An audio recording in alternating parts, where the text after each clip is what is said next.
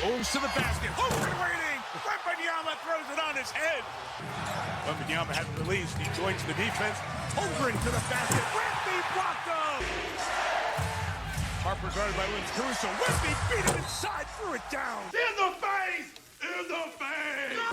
You got to use every single emotion you got in you in order to win. And sometimes these emotions is as passion as love for the game. Sometimes it's anger. Sometimes it might even be jealousy. The dark side of the Force is a pathway to many abilities some consider to be unnatural. 5-on-4. Wemby's going to pull a deep three. Oh! Wembanyama, I think he's going to go. I think he's going to go from midcourt. Got it! I can feel your anger.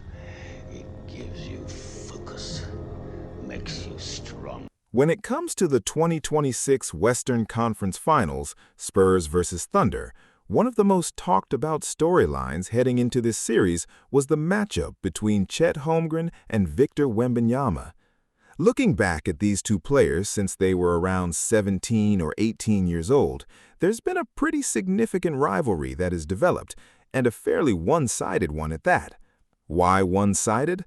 Well, it's not hard to see. Chet Holmgren is a genuinely good player, but he simply isn't on the same level as Victor Wembanyama. Victor is a generational talent, an elite offensive force, and an all-time caliber defender. Chet, on the other hand, is a strong defender, arguably elite on that end of the floor, but offensively he can be exploited to the point where opposing teams are comfortable playing him off the court entirely. A bit more involved offensively. Yeah, It was a lopsided first quarter, lopsided third. Wemby, the guy who's made such a splash in his first few years. Holmgren blocked by Wembanyama.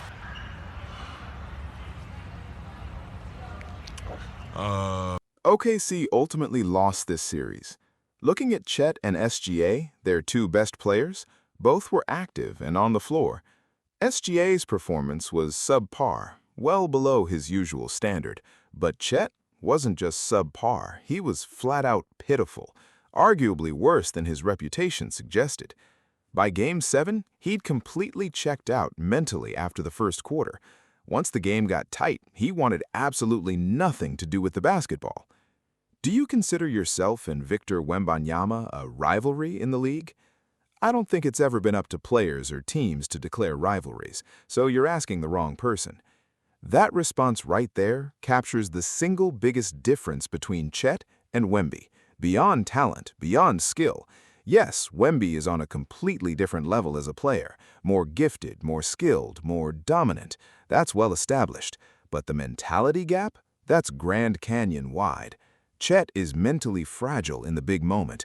Victor is a killer, someone who will rip your heart out without hesitation. Now, one thing worth clarifying, Chet Holmgren is not a bad player. He's a legitimate Tier 3 or Tier 4 star, a serviceable contributor. And with concerns around Jalen Williams' health, he was leaned on as the second or third option for OKC. He is not a bum. But what he is not even close, is Victor Wembanyama. Look at Game 7. That stat line tells the whole story. 1 of 2 from the field, 4 points, 4 rebounds, 2 turnovers. More turnovers than made field goals. And here's the most embarrassing part. Chet's last shot attempt came at the 9:40 mark of the first quarter. For nearly 40 straight minutes, he did not attempt a single shot. The second half was almost comical. 0 points, 0 shot attempts, 0 free throw attempts, 0 assists. In the biggest game of his season, Chet Holmgren completely disappeared. I feel like it comes down to kind of looking at the tape. He simply cannot function as a center in this kind of matchup. You can't place him at the 5 as your only big, ask him to set screens and roll to the basket, the most basic center responsibilities, and expect results. Wemby does all of that and more at an elite level because he is physically built for it, and you certainly cannot ask Chet to guard Wemby with any real effectiveness. The numbers were obviously ugly. Anyone who just glanced at the box score could see that. But watching the game live, what stood out most was Chet's complete absence as a threat. In Wemby's shadow, he looked like a glorified role player, a bench warmer in a conference finals environment. And if you're a Thunder fan, that should genuinely alarm you. Both of these teams are young, hungry, and built for the long haul. There will be more matchups ahead. But if you're Chet Holmgren, the idea of repeatedly facing Victor Wembanyama in high-stakes moments has to be a terrifying thought. And if you're a Thunder fan looking at his contract, it's equally unsettling. $41.5 million next season, then $44.8 million, $48.1 million, $51.5 million, and ultimately maxing out at $54.8. Hasn't been hot from three. Going inside, going to get it himself, and he did. Mr. Chaos makes it happen. Wembanyama rolls to the back. Oh! And J-Dub already out the game, so you see he's playing Barbecue chicken alert! Barbecue chicken alert! in 3-minute bursts. Wembanyama is just one. Now, circling back to Victor, this is a man standing 7'4" with a wingspan approaching 8 feet. With physical tools like that, he was going to be an NBA player regardless of his mindset or mentality. But here's what makes him truly special. When you combine that kind of rare physical profile with an elite competitive mindset, an obsessive will to improve, and unshakable mental fortitude, that player becomes virtually unstoppable. And in this series, Wembanyama's greatest weapon wasn't his shot blocking or his scoring, it was his mentality. The Spurs, as a team, never got rattled, never got shook, never folded when the moment got heavy. Time and time again, when the pressure was at its highest, Wembanyama was ready to deliver the first punch, the second punch, and the third. Look at his first quarter averages across the series. Nearly every game he set the tone from the opening tip, averaging 6.4 points in the first quarter alone, shooting 60% from three and 70% from the free throw line, with a first quarter plus-minus of plus 47. That is nearly flawless basketball when it matters most. Compare those first quarter numbers to Chet Holmgren's and it's not even close. That gap right there is the clearest evidence of the difference in mentality and mental fortitude between these two players. To drive that point home even further, look at Game 1 in Oklahoma City. On the biggest stage of his young career, Wembanyama came out hyper-aggressive from the jump. 6 shot attempts, 6 points, 5 rebounds, and a +4 in the first quarter. You might say 2 of 6 from the field isn't impressive, but in a Game 1 with a young team on the road, that's not what matters. What matters is that a young superstar attacked the moment. He did not shrink from it. Chet Holmgren in that same game did the exact opposite.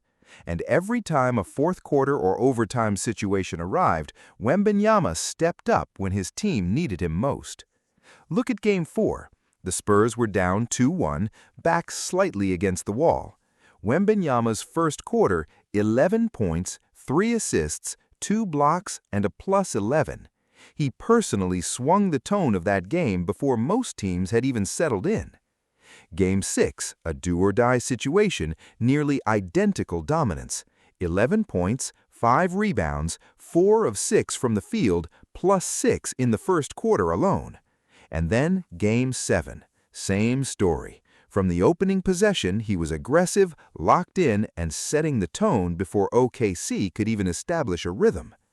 Right now, the biggest weapon in Victor Wembanyama's arsenal, beyond the 7'4" frame, beyond the elite shot blocking, is his mindset, his brash, unwavering confidence to do whatever the moment demands.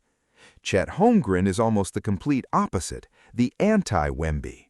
And to hammer Game 7 one final time, for an all-star caliber player in a conference finals Game 7, that performance stands as one of the worst individual showings in recent playoff history. Looking back through conference finals Game 7s among all-star level players, only 2 players in recorded history have logged 30-plus minutes while scoring fewer than 5 points. One of them is Chet Holmgren, 4 points on 1 of 2 shooting. The other, Scottie Pippen in 1990 against the Detroit Pistons, 2 points on 1 of 10 shooting. That is the company Chet Holmgren now keeps in the history books, and not in the way anyone would want. So that's the story of this series. And one final thing worth noting.